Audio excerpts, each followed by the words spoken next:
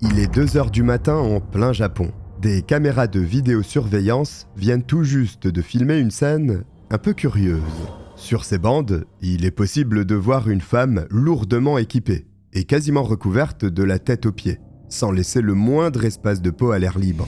Elle tire également une valise, mais elle vient tout juste de sortir d'un hôtel, alors rien de plus normal. Eh bien non, justement. Contrairement à ce que vous pensez, dans tout ce que vous venez d'observer, il n'y a absolument rien de normal. Au contraire, tout est inquiétant, voire effroyable. Mais ne bougez pas, je vous raconte tout ça.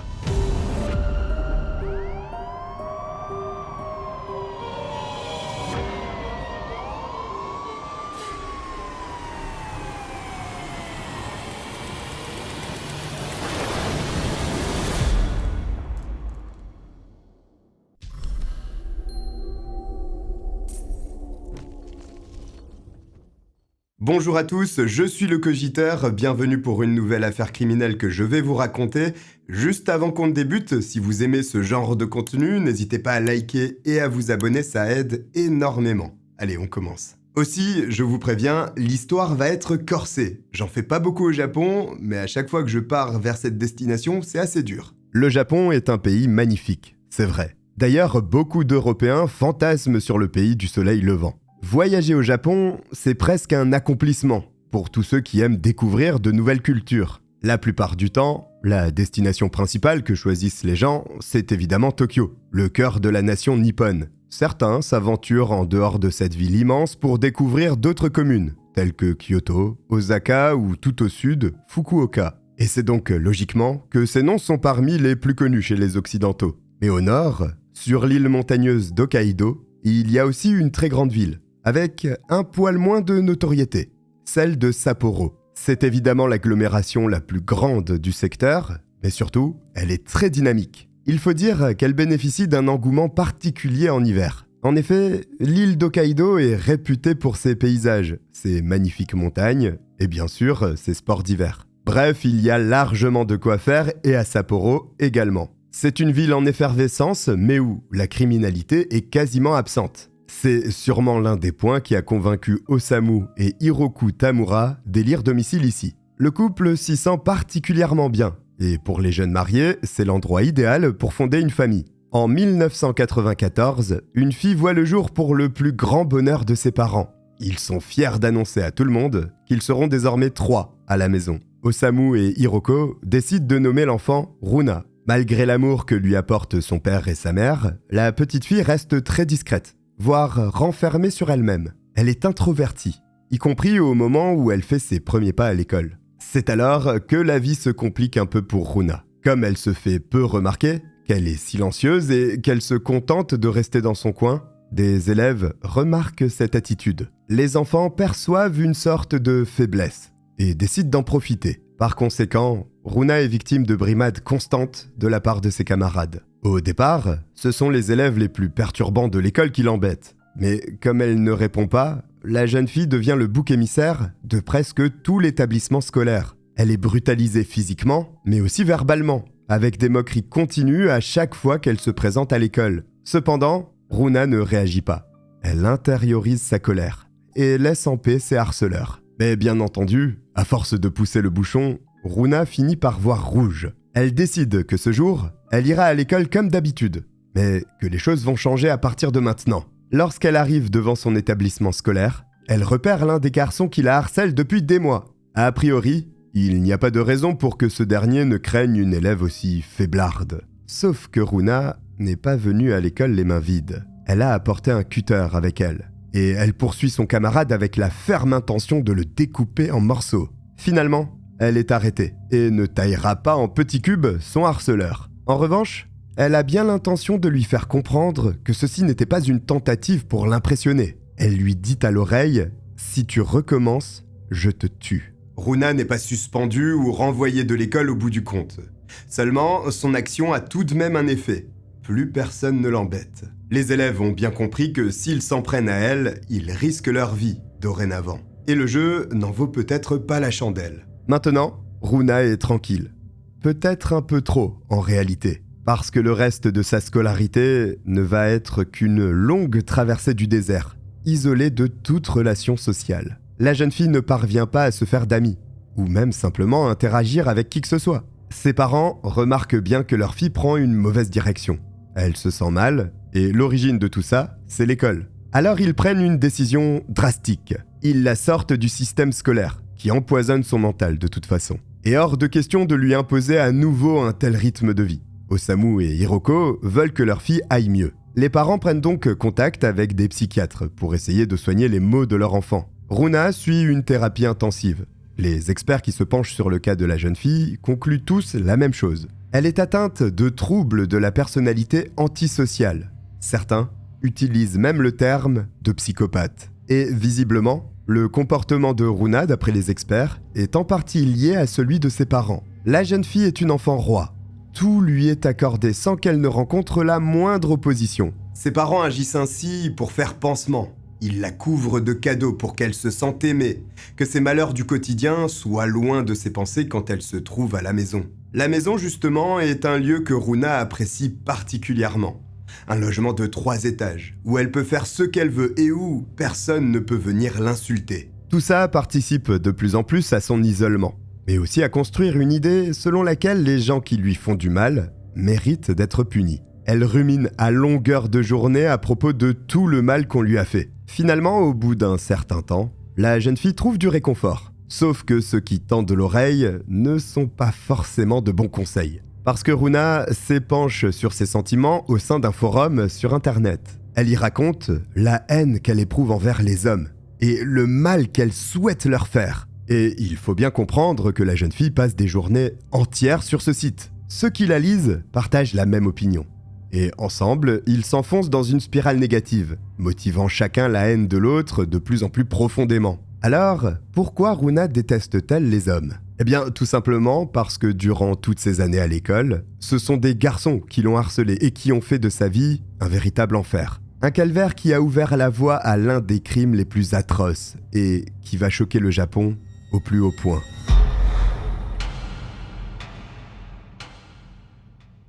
En 2023, Runa est âgée de 29 ans. La solitude lui pèse toujours autant. Mais son côté introverti la bloque dès qu'elle souhaite se sociabiliser un tant soit peu. Alors, elle continue de passer son temps sur Internet pour s'occuper.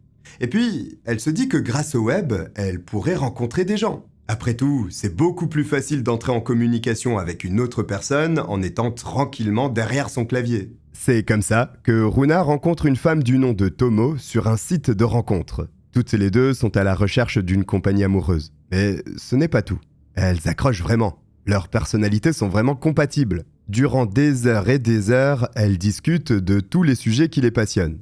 Et puis, il est temps. Après avoir fait le tour en virtuel, c'est le moment de passer à une rencontre physique. Contrairement à ce que l'on pourrait croire, cela ne fait pas si peur à Runa, qui est même plutôt excitée d'enfin pouvoir entamer une relation où les interactions ne seraient pas toxiques. C'est donc un samedi, à la fin du mois de mai 2023, que toutes les deux vont se voir pour la première fois. Ce sera à une soirée disco organisée dans l'un des quartiers branchés de la ville de Sapporo, à Susukino. Une excellente soirée en perspective, donc.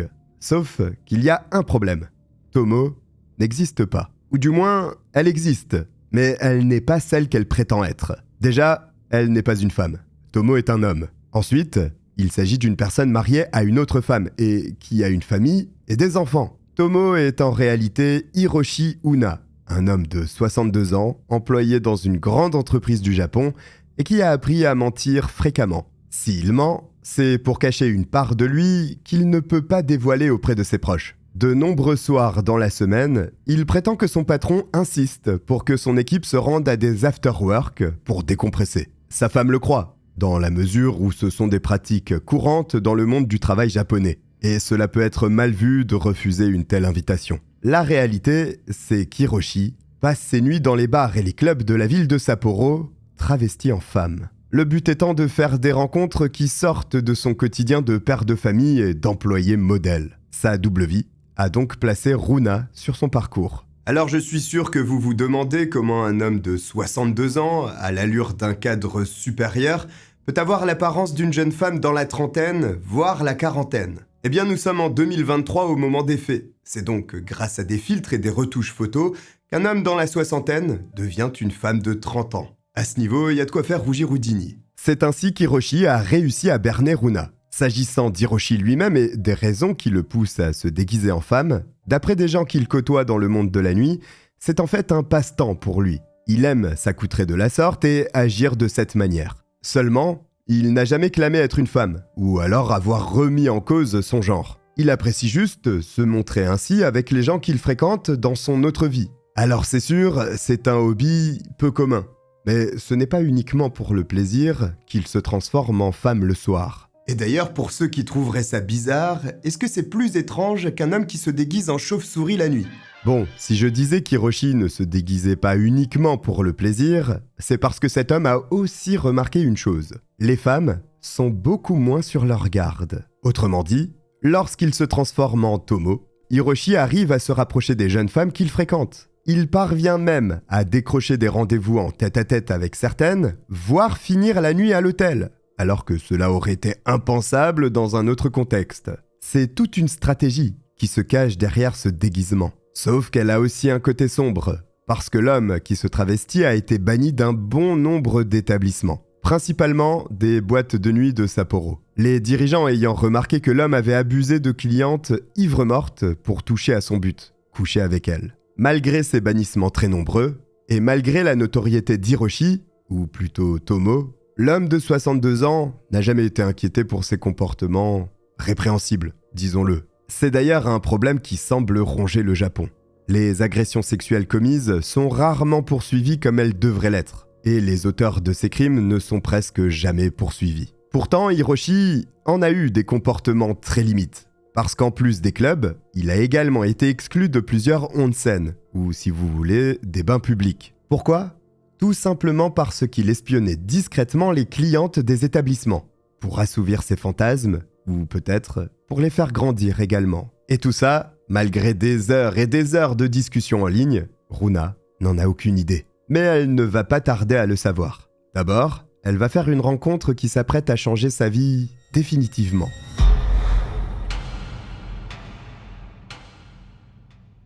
Nous sommes donc à la fin du mois de mai 2023, un samedi soir. C'est le jour J pour la rencontre entre Runa et Hiroshi, aka Tomo. Le premier rendez-vous a lieu dans une boîte de nuit, ce qui n'est pas très surprenant et qui est sûrement une proposition d'Hiroshi. Déjà parce que c'est son terrain de prédilection, les clubs ainsi que les bars. Mais surtout, dans la vraie vie, il n'y a pas de filtre ou Photoshop. Alors un premier rendez-vous dans un endroit sombre, c'est peut-être plus prudent. D'ailleurs, ce soir, des images de vidéosurveillance ont capturé la rencontre entre Runa et Hiroshi. Manifestement, la jeune femme n'a pas découvert la supercherie, puisqu'elle semble passer du bon temps avec celle qu'elle pense s'appeler Tomo. Ensemble, elles dansent, elles s'amusent, elles se prennent dans les bras et cela finit même par flirter un peu sur la fin. Hiroshi semble donc avoir bien réussi à maintenir son secret intact. Alors je vous ai dit que Runa et Hiroshi passaient une bonne soirée à deux. En fait, j'aurais dû dire à 3, même si le troisième, visiblement, n'est pas forcément venu pour s'amuser. Parce que oui, Osamu, le père de Runa, est aussi présent dans la boîte de nuit. Il faut bien reconnaître que depuis de longues années, sa fille est isolée. Elle n'a quasiment aucun contact avec des hommes ou des femmes, et sa première rencontre sérieuse depuis des lustres est le fruit d'une interaction digitale. Si vous suivez cette chaîne régulièrement, vous savez que rencontrer quelqu'un en ligne, cela peut être l'amour d'une vie. À condition qu'il ou elle ne vous décapite pas dans une baignoire. Enfin, toujours est-il que le père de la jeune femme est ici pour s'assurer que tout se passe bien. Et en toute discrétion, il peut voir qu'effectivement, c'est une soirée paisible pour sa fille. Sur les images de vidéosurveillance, il est possible d'apercevoir le papa se tenir à bonne distance de sa fille et de son ami, tout en restant à portée au cas où il devrait intervenir, pour une raison ou une autre. Après plusieurs heures à danser et à s'amuser, Runa finit par quitter le club en compagnie de son père, tandis qu'Hiroshi, lui, rentre de son côté rejoindre sa femme et ses enfants. Tout le monde semble satisfait de la soirée qu'il a passée. Runa, parce qu'elle a enfin pu se sociabiliser, évidemment. Hiroshi, parce qu'il a réussi à draguer une femme bien plus jeune que lui. Et Osamu, bon, c'est vrai que pour lui, c'était peut-être un peu moins fun. C'est donc logiquement qu'un second rendez-vous est fixé entre Runa et Hiroshi. Au début du mois de juin, ils se retrouvent devant un restaurant, toujours dans le quartier de Susukino. Cependant, cette soirée ne sera pas aussi agréable que la première. Les détails ne sont pas connus, mais il y a un élément qui est certain. Runa a découvert que la femme qu'elle fréquente n'est pas Tomo, mais un homme nommé Hiroshi. Les sources sont peu fiables sur la façon dont la jeune femme aurait levé le voile sur la supercherie. Mais l'une des plus crédibles est qu'Hiroshi lui-même aurait avoué à Runa être un homme avant de lui faire des avances. Au Japon, la notion d'honneur est particulière. On ne bafoue pas l'honneur des gens. Pourtant, c'est précisément ce sentiment que ressent Runa après ce second rendez-vous. Elle est humiliée. Elle fait d'ailleurs part de sa mésaventure à ses parents, à qui elle ne cache absolument rien. Au-delà de l'humiliation, Runa voit rouge. Et c'est une haine profonde qui naît en elle. Sauf que c'est Osamu qui prend les devants. Il contacte directement Hiroshi. Il menace l'homme en lui disant de ne plus s'approcher de sa fille, de ne plus lui écrire, ni de lui téléphoner. Et Hiroshi accepte. Il accepte, mais il souhaite couvrir ses arrières. Il dit à Osamu qu'il obéira, à condition que celui-ci ne prévienne pas la police. Afin de protéger sa fille, ce dernier accepte. Mais il faut croire qu'Hiroshi a vraiment Runa dans la peau, parce qu'il décide de ne pas respecter le marché qu'il a conclu avec le père de la jeune femme qu'il convoite, et contacte Runa. Sans gêne, il lui propose un 3e rendez-vous. Étonnamment, il n'essuie pas de refus de la part de Runa. Encore plus surprenant, celle-ci accepte. Oui, mais ce n'est pas aussi simple. Du côté d'Hiroshi, bien sûr, il pense que le vieux croulant a fait des siennes, et que pour une question d'honneur, il refuse que sa fille le revoie. Du côté de Runa, ce n'est absolument pas la flamme qui l'a motivé à accepter l'invitation, mais sa volonté de se venger de l'affront qu'elle vient de subir un mois auparavant. Le samedi 1er juillet 2023, Runa et Hiroshi ont donc rendez-vous dans un hôtel de Sapporo, le Let's Hotel. Hiroshi est déguisé en Tomo pour rencontrer la jeune femme de 29 ans. L'établissement dans lequel le couple se rend est ce que l'on appelle un love hotel. Bon, normalement, il n'y a pas besoin de vous faire un dessin, et si jamais c'est le cas, c'est que vous êtes trop jeune ou quelqu'un de dégoûtant. À cet hôtel, une femme est aperçue. Elle est habillée tout de blanc, avec un chapeau ainsi qu'un masque sur le visage, comme si elle essayait de cacher son identité. Pour le personnel, ce n'est finalement pas si extraordinaire. Cet établissement est un love hotel, où il est possible de payer à l'heure pour une chambre. Et beaucoup de personnes s'habillent pour ne pas être reconnues alors qu'elles s'apprêtent à être infidèles. D'ailleurs, dans ce genre d'établissement, les chambres sont souvent entièrement insonorisées et sans aucune ouverture sur l'extérieur. Le but étant de conserver la discrétion le plus possible. Hiroshi a réservé la chambre 202, qui porte également le nom de chambre rose, pour une raison évidente. C'est donc là que les deux se rendent. Le premier à entrer dans ce logement temporaire, c'est Hiroshi, qui se dirige immédiatement vers la salle de bain, pour se préparer. On paye à l'heure, hein, même si je suis certain qu'il y a 2-3 égoïstes qui aimeraient bien payer à la minute. Bon, Hiroshi se prépare tranquillement dans la salle de bain. Il pense qu'il va passer un excellent moment en compagnie de Runa, sauf qu'il se trompe complètement. Il est même en train de respirer pour la dernière fois. Et ça, il s'en rend compte quand il regarde dans le miroir en face de lui.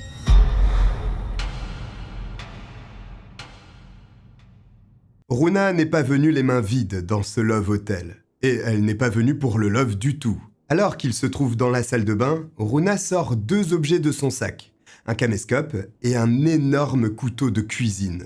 Au moment d'observer dans le miroir, Hiroshi peut voir Runa avec le couteau et la caméra. Sauf que l'homme n'a pas le temps de réagir. Son assaillante a été trop discrète dans un premier temps, puis trop rapide ensuite. Elle lui a planté la lame du couteau en plein dans l'abdomen, puis a remonté d'un coup sec quasiment jusqu'à la clavicule. Les dommages causés sur le corps de l'homme de 62 ans sont mortels. D'ailleurs, Hiroshi n'a même pas l'occasion de se défendre. Il meurt quasiment sur le coup. L'attaque a été d'une brutalité inouïe, et réussir à éventrer un humain en un seul coup de couteau, cela démontre la rage dont était animée Runa. Parce que parvenir à faire ce qu'elle a accompli nécessite véritablement une puissance phénoménale. Bien sûr, le meurtre sauvage a été filmé par la caméra que tenait la tueuse au moment du crime. C'est déjà horrible, et pourtant, nous sommes loin de la fin de cette histoire. Le plan macabre de Runa n'est pas terminé.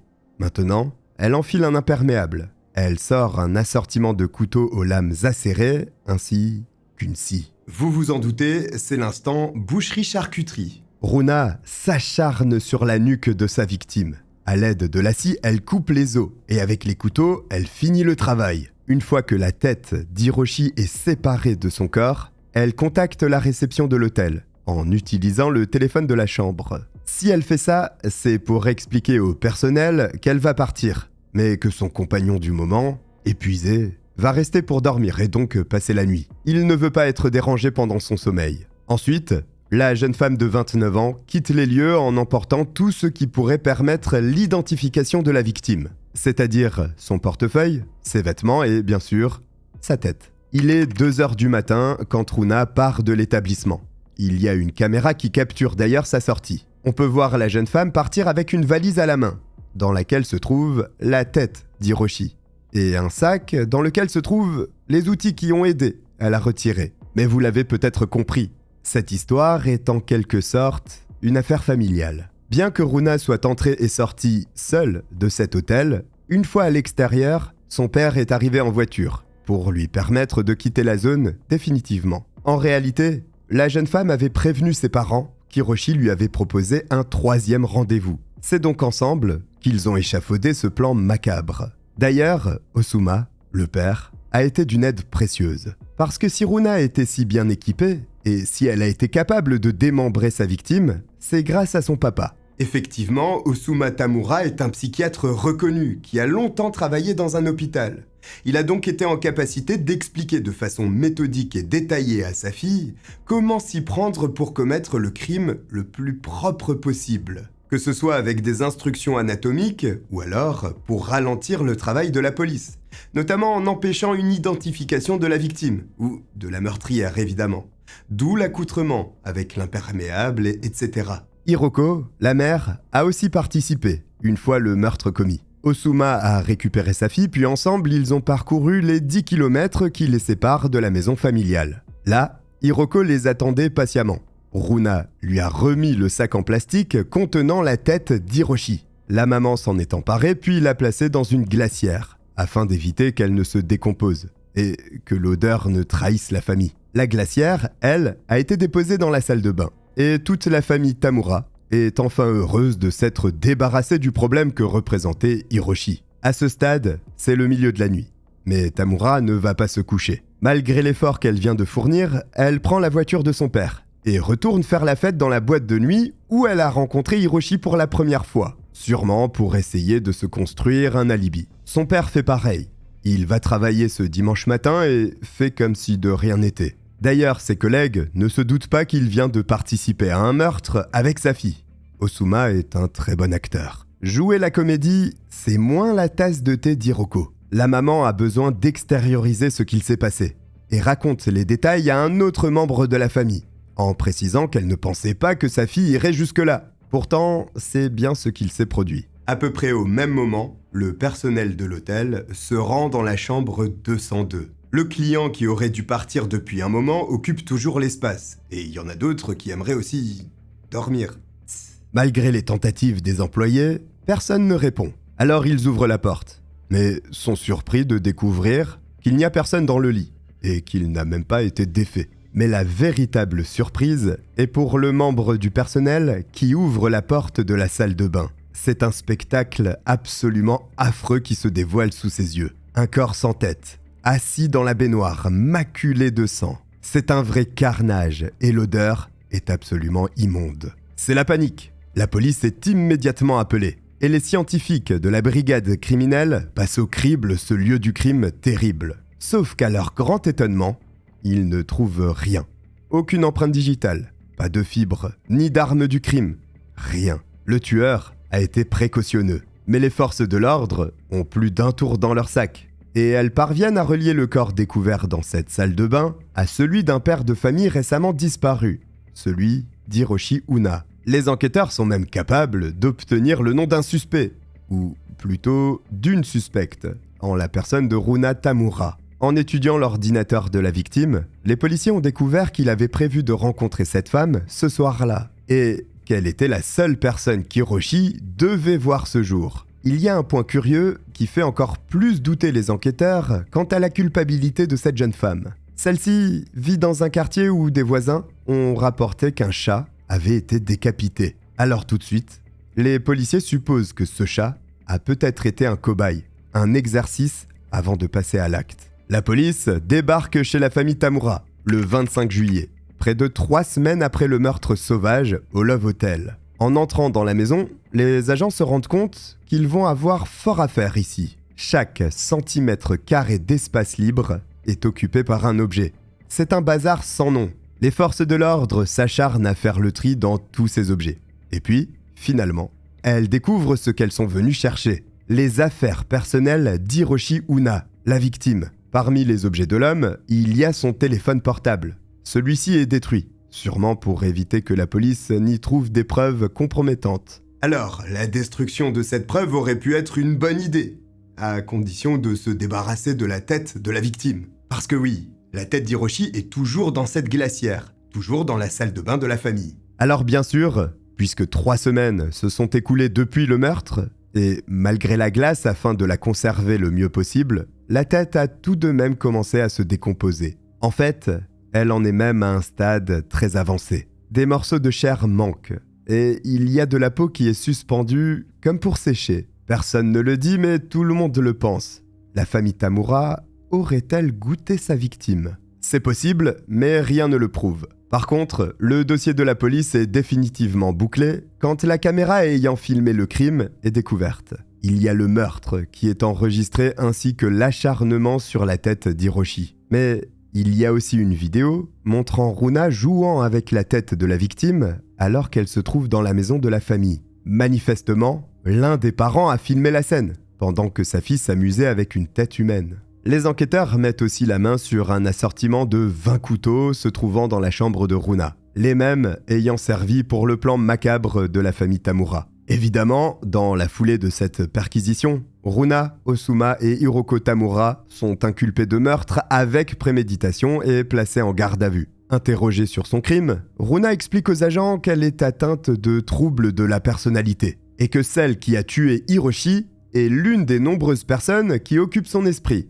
C'est une théorie qui pourrait être entendue. Le problème dans ce cas précis, c'est qu'Osuma Tamura, le père, est psychiatre. Qu'il y a eu 3 semaines entre le meurtre et l'arrestation des suspects, et qu'il a largement eu le temps de transmettre des instructions à sa fille pour qu'elle s'en sorte face aux policiers. Et cette stratégie sème le doute chez les magistrats, puisque, actuellement, la procédure judiciaire essaye de déterminer si oui ou non, les membres de la famille sont aptes à être jugés. Mais dans un cas comme dans l'autre, il y a fort à parier que tout le monde soit enfermé pour un très long moment, que ce soit en prison ou en hôpital psychiatrique. Voici pour cette histoire japonaise. Franchement, c'était chaud. Si vous êtes arrivé jusqu'au bout, écrivez Japon en commentaire. J'espère que vous avez apprécié mon récit. Si c'est le cas, n'hésitez pas à vous abonner, c'est juste là. Je vous remercie de m'avoir regardé, je vous dis à très vite. Bye.